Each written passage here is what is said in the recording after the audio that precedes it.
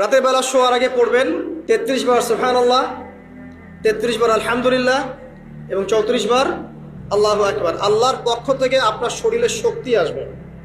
এটা যারা নিয়মিত আমল করে আল্লাহর পক্ষ থেকে তাদের শরীরে শক্তি আসে। হ্যাঁ, কারণ এইটা রাসূল সাল্লাল্লাহু আলাইহি ওয়াসাল্লাম কাকে শিখিয়ে দিয়েছেন? তার মেয়ে ফাতিমা রাদিয়াল্লাহু আনহাকে।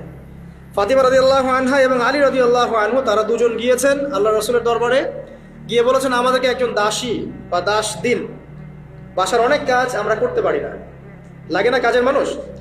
নবী সাল্লাল্লাহু আলাইহি ওয়াসাল্লাম বলছেন যে আমি কি তোমাদেরকে এমন কিছু শিখিয়ে দিব যেটা তোমাদের এই দাস দাসের অভাব পূরণ করে দিবে, প্রয়োজন হবে না? অবশ্যই শিখিয়ে দিন। তখন নবীজি শিখালেন সাল্লাল্লাহু আলাইহি ওয়াসাল্লাম যে ঘুমানোর আগে 33 বার সুবহানাল্লাহ পড়বে, 33 বার আলহামদুলিল্লাহ এবং 34 বার আল্লাহু আকবার। তোমাদের দাস দাসীর প্রয়োজন হবে না ইনশাআল্লাহ।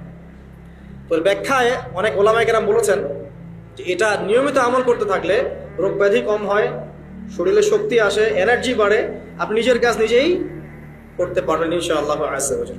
আসুন সামনে যাই। এরকম ঘুমানোর আরো বেশ কিছু আমল আছে, আমি অল্প কয়েকটা বললাম, এগুলোই করা শুরু করেন, আল্লাহ তৌফিক দান করুন।